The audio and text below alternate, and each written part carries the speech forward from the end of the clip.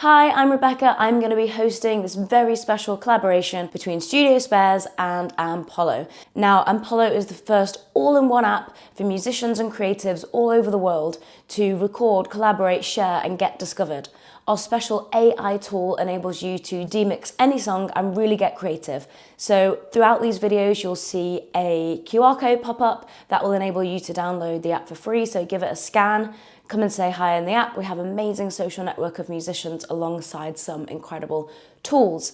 Now, what to expect in this webinar, we're going to be talking with some of the amazing team here at Ampollo. We're really going to be diving into what the future of AI means for us creatives, how we can use it in our creative journey, and lots more. So really looking forward to taking you on this short 4-part journey with us. We are at Ampollo_music on Instagram, so please give us a follow and come and say hello, and I'll see you in there.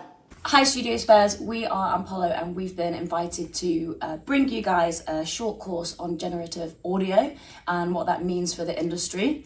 My name is Rebekah, I'm working in content and marketing for Ampollo, and this is Jolly. I am the product manager at Ampollo and I've been working in tech and music for about 20 years now. So what we're going to do is, this is a short course of around 4 to 5 videos, and it's just really to give an overview of generative AI and how that's going to implement into our lives as creatives and musicians, depending what we're doing. So we're going to also be touching on artwork and lyric creation, and we're just going to have a look at what's out there. So to kick off, we're going to do a quick fire question with Jolly, who is the oracle of everything. So in one sentence, can you explain what generative audio is? Yeah, so generative audio, there are really two types of it. There is true generative audio and there is generative, which is more like MIDI. The generative MIDI tends to revolve around being trained off score as well as audio, whereas true generative audio is really trained from just pure audio. That's the difference between the two. The idea being that you can essentially give a prompt, and whether that prompt is a song itself or whether that prompt is text, and it will generate a song or part of a song for you. So how does it actually work? So if I'm typing in, make me some horn sounds or something, what then will the... So basically every piece of AI uses really what's called a model, and that model is trained on data, and the data in this particular case, in generative audio's case, is normally a big library of songs, and ideally those songs you have what's called the stems for, which are the individual tracks of the song, say the guitar, the saxophone, the drums, etc. Then what you do is you give verbal descriptions to all of those tracks, and then it basically uses those verbal descriptions along with the tracks itself to learn what those tracks are being composed of from the description.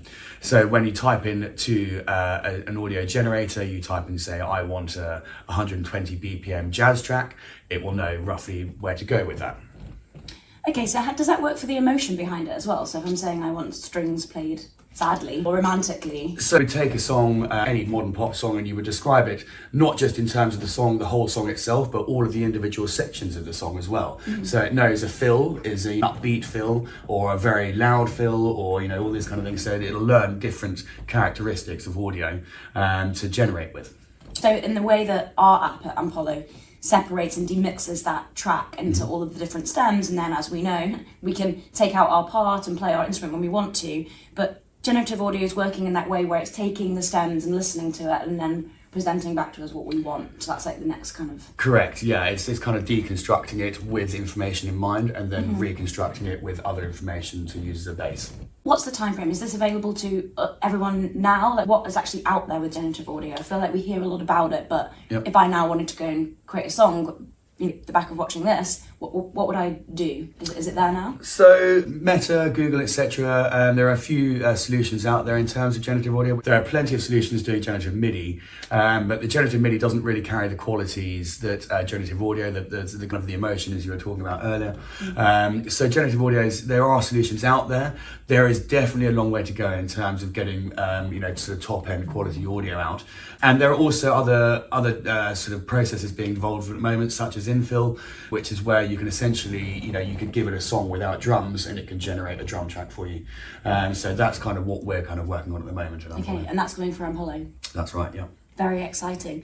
Okay, so thanks so much for going through that. And even I'm a musician and fascinated by it, but even getting into the intricacies of what it is and how it actually works, it really kind of starts to get you thinking, doesn't it? Yep. So in the next episode, we're going to be looking around how generative audio can help your creative process, what that might look like on a very loose level of generating some audio on the internet, pulling it into your current DAWs that you might be using, and where you would go with it from then. So see you then.